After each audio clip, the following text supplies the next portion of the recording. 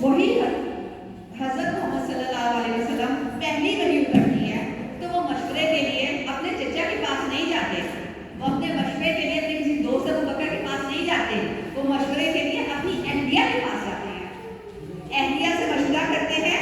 और अहलिया के मशवरे पर ये नहीं कहते कि मुझे अहलिया से मैके ले जा रही है, वो हज़रत नौफल के पास ले जाती है जो उनके चचा हैं, और वो उनके इस बात की तस्दीक करते हैं कि उनको नबूवत मिलने वाली है। आप किधर की बात करते हैं जनाब? औरत को जो हुकूक हैं उसके बाद यही रसूल पाक सल्लल्लाहु अलैहि वसल्लम है कि जब गुजरते थे तो एक खातून कचरा फेंकती थी, आज का मत ऐसी की तैसी तेरी, फलां नहीं थे फलां नहीं थे तेरी माँ नहीं थे तेरी भैन नहीं, पता नहीं क्या क्या करने पे आ जाते हैं। एक एक कचरा नहीं फेंका तो ये नहीं देखा कि ना महरम है या महरम है, जाके पूछने को चले गए कि हुआ क्या है, आज कचरा नहीं फेंका गया, खैरियत से तो है, खैरियत दरियाफ्त करके जा पहुंचे। उसके बाद बेटी आती है तो नशिस्त छोड़ देते हैं हजरत फातिमा के आने पर। ये औरत का हक है या नहीं है? आज का बाप कहाँ उठता है? बेटियां इधर उधर बकरियों की तरह बनाती कोने ढूंढती हैं, जब बाप या शोहर घर आता है। वहां पर हमारे कंपनी वाले का हाल ये था कि हजरत हलीमा सादिया के आने पर उसकी अपनी कंपनी बिछा दी जाती थी जिन्होंने उन्हें पाला था। महरम ना महरम की कोई दीवार नहीं थी जब वो मिलने आती थी। तो ये जो सिलसिला है हकूक का, ये वो मेरे ख्याल में जब हम लोगों ने ये उसके बाद हक महर की अदायगी, वो इस्लाम में हक महर को जो है फर्ज करार दिया गया, जिसको सुहाग रात को आदमी औरत को प्यार कर आके माफ करवा लेते हैं, ऐसा हरगिज़ नहीं है। हक महर आप पर फर्ज है, आप मर जाएंगे तो आपके भाई पे फर्ज है, वो नहीं होंगे तो आपके बेटे पर या आपके ससुर पे फर्ज है। तो यही चीज़ें देखते हुए आपको मैं बताऊं कि मैं बहुत सोच में पड़ी और आगे फिर ये वुमेन्स डे आया, इस पर औरत का नारा मेरा जिस्म मेरी मर्जी और ये सारा कुछ, ये सारा हम लोग मस्जिद से इम्पोर्ट करके मस्जिद में से हम लोगों ने इम्पोर्ट किया हुआ है, मस्जिद में इम्पोर्ट किया है फ्रॉम मगरिब। आप देखें there is no such concept in our religion, क्योंकि हमें इस कदर आज़ादी मिली है। खैर ये तो बातें होती रहेंगी और ये लंबी वो है इन्हीं चीज़ों पर डिस्कस करने के लिए, औरत को आवाज़ देने के लिए यंग वुमेन फोरम का जो है बुशरा साहिबा ने वो इसको फाउंडेशन डाली। और मेरी बुशरा साहिबा से तकरीबन आज से 1 साल पहले एक रास्ते के बीच में फ्रेंड थे हमारे म्यूचुअल, उनके थ्रू मेरी बातचीत हुई। आज मेरी उनसे पहली बिल्कुल शाफा मुलाकात है।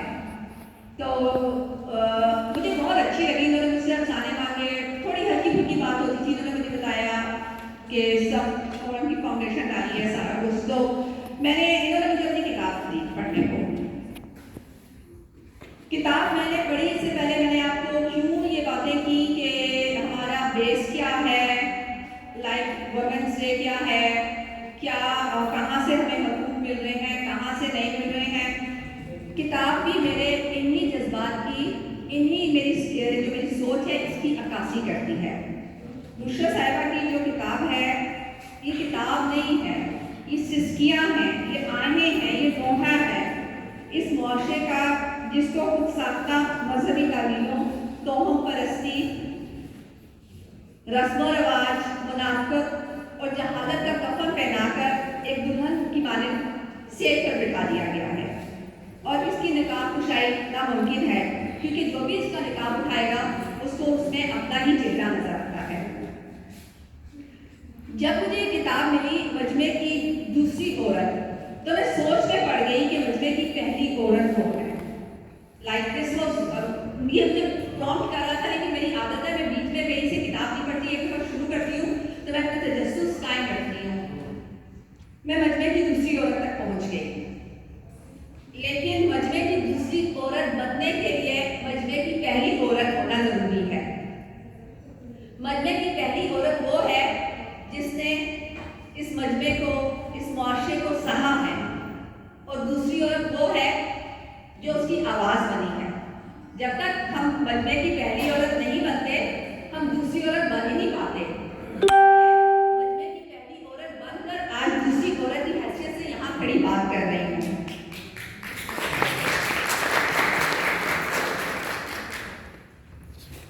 आज मैं 50 साल की हूँ। 50 साल की होके मुझ में इतना शऊर आया है कि मैं मजमे की दूसरी औरत की आंख से इस मजमे को देख सकूँ। इस किताब में बुशरा साहिबा ने जो कुछ लिखा है उसको मैंने, जो मुझे पसंद आया और मेरे हाथ से जो किताब को सम अप करेगा, I would like to read those lines because इस किताब में एक तो है न्याज़मंदों की न्याज। आप यकीन कीजिए मैंने वो कहानी 3 दफ़ा पढ़ी है।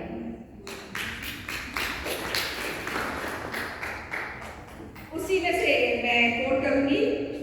वो मेरे सामने से गुजर रहा है, बच्ची के पांव जमीन पर घिसक रहे हैं, बेबसी, खामोशी, बेबस खामोश आंसू बहाए जा रही है और जिंदगी मुस्कुरा मुस्कुरा कर सर्जिदा रेस गुमारियों से कह रही है, कौन है जो रोकेगा।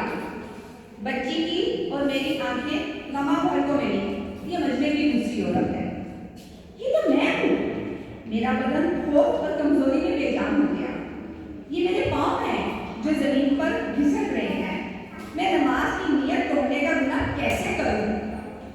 एक 10 साल बच्चा इस सफेद सलवार कमीज और काली बास्केट वाले से खौफजदा है। फिर कहती है, और मालिक कायनात गुनाहों के हिसाब किताब में वो कभी दाएं कंधे वाले और कभी बाएं कंधे वालों के रजिस्टर को देख रहा है और मेरा नोटिस लेने में मसरूफ है। मैं डर रही हूँ, इस बच्चे को कौन बचाएगा। ऊपर वाला तो नमाजों के हिसाब में मसरूफ है। मैंने झुककर देखा, मेरा शऊर मेरी चादर के कोने से लड़का पूछ रहा था। मस्जिद के सकूत ने मेरी झोली में आगे की जो न्याज डाली, इससे मेरी तीसरी आंख जाग गई है। तालियां होनी चाहिए। वैसे एक बात मैंने देखी है मौसम के साथ कि जब जहां पर भी खवातीन का इज्तिमा होता है, हम एक दूसरे के लिए तालियां बजाते हुए बड़ी कंजूसी से काम लेते हैं। इस चीज को ध्यान रखिएगा। अच्छा, फिर दूसरी जगह